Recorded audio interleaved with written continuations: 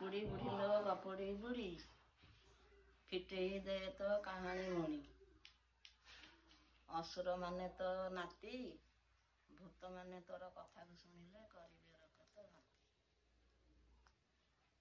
बाउंश बणरू भूत कथा शुणी कांथे देखी निज छाई बारियाड़ू शुणी बिलुआंक रड़ी पिंडे मोर प्राण नाही गोटे राज्य रे राजा पुआ बढ़ई पुआ सुनारी पुआ तंती पुआ ये चारि जन जाक चारि संगात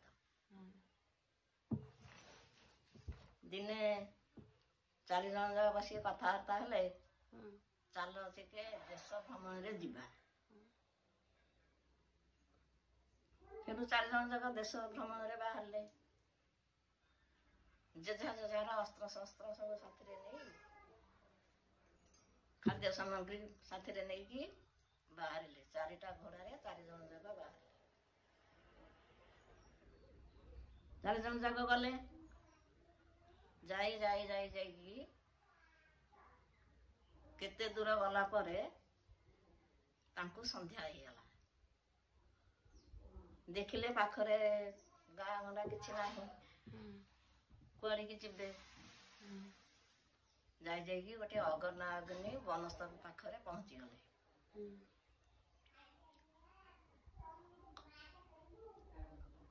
से बन को जीवा को बाट नहीं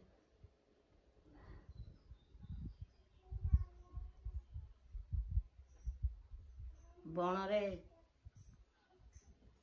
पतर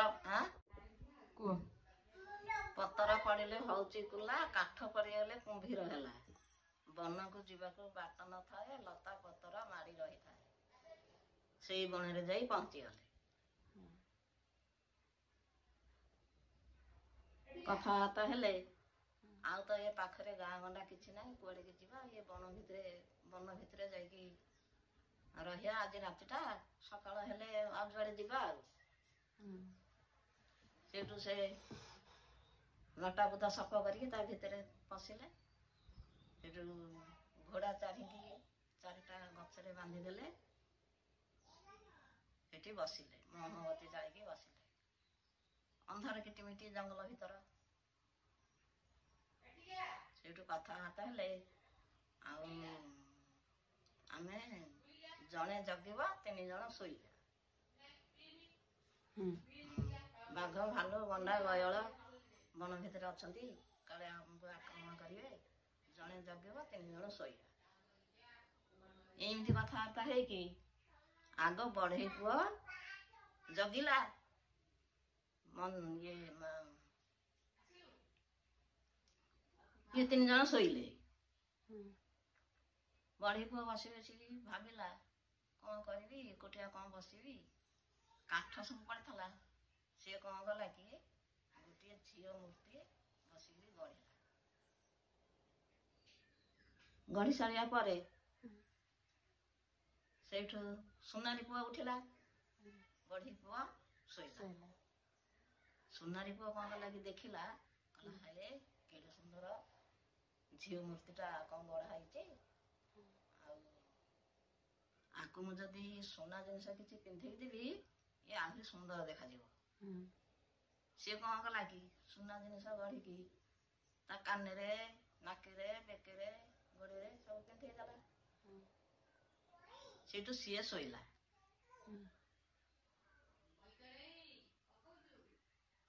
तृतीय पहर को तंती पुआ उठिला तंती पुआ कहला केड़े सुंदर झीलटा आकु जदि खंडे लुगा बुड़ी पिंधे देवी शाढ़ी खंडे बुणी पिंधे देवी ये आहरी सुंदर देखा सी कौन गला कि शाढ़ी खंडे बुणी पिंधेदेला सेठू सी शोला चतुर्थ पहर को उठिला राजा पुओ देखला कहला केड़े सुंदर गोटे कन्या छिड़ा होती हेले कौन हम या तो जीवन नहीं सी कौन केमिति जीवन पाइब सी कौन गला कि बसिक कांदिला ଏଇ ସମୟରେ ଶିବ ପାର୍ବତୀ ଉପରେ ଯାଉଥିଲେ। ପାର୍ବତୀ ଶୁଣିଲେ, କହିଲେ ଈଶ୍ୱରଙ୍କୁ କହିଲେ ଇଏ ଗୋଟିଏ କାନ୍ଦୁଛି ଏ ଜଙ୍ଗଲ ଭିତରେ। ସେଠୁ ଈଶ୍ୱର କହିଲେ ଯିଏ କାନ୍ଦୁଛି ଆମର କ'ଣ ଅଛି, ଆମେ ଚାଲ ଯିବା। ପାର୍ବତୀ କହିଲେ ହଁ ଆମେ ହଉଛି ଜଗତର କରତା, ଆମେ ସମସ୍ତଙ୍କର ଦୁଃଖ ବୁଝିବା କଥା, ଆଉ ଆପଣ ଏମିତି କ'ଣ କହୁଛନ୍ତି? ନାଇଁ ଚାଲ ଯିବା ଦେଖିବା। ସେଠୁ ଶିବ ପାର୍ବତୀଙ୍କ କଥାରେ ସେଠୁ ଆସିକି ପହଞ୍ଚିଗଲେ ବଣ ଭିତରେ। ଦେଖିଲେ ରାଜା ପୁଅ କାନ୍ଦୁଛି। ପାର୍ବତୀ ପଚାରିଲେ ହେରେ ପୁଅ କାହିଁ କାନ୍ଦୁଛୁ? ନା ମା ଏଇ ଯୋଉ କନ୍ୟାଟି ଛିଡ଼ା ହେଇଛି କେଡ଼େ ସୁନ୍ଦର ଦେଖାଯାଉଛି, ଏଠି ଜୀବନ ନାହିଁ, ଆଉ ଆପଣ ଦୟା କରିକି ଆକୁ ଟିକେ ଜୀବନ ଦିଅନ୍ତୁ। ଆଉ ଶିବ କ'ଣ କଲେ କି ମୃତ୍ୟୁ ସଞ୍ଜୀବନୀ ମନ୍ତ୍ର ପଢ଼ି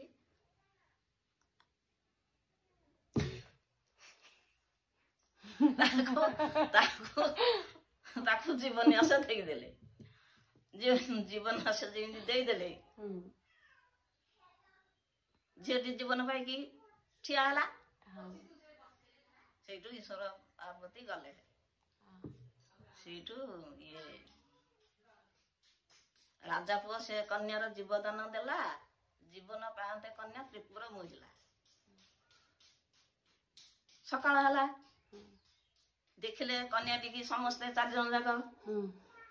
4 ଜଣ ଯାକ ବଢ଼େଇ ପୁଅ କହିଲା ମୁଁ ବାହା ହେବି, ସୁନାରୀ ପୁଅ କହିଲା ମୁଁ ବାହା ହେବି, ତନ୍ତୀ ପୁଅ କହିଲା ମୁଁ ବାହା ହେବି, ରାଜା ପୁଅ କହିଲା ମୁଁ ବାହା ହେବି। 4 ଜଣ ଯାକ କଳି କଲେ ସେ କନ୍ୟାଟିକି ବାହା ହେବେ ବୋଲିକି। ତାହେଲେ ସେ କନ୍ୟାଟି କିଏ ବାହା ହବ?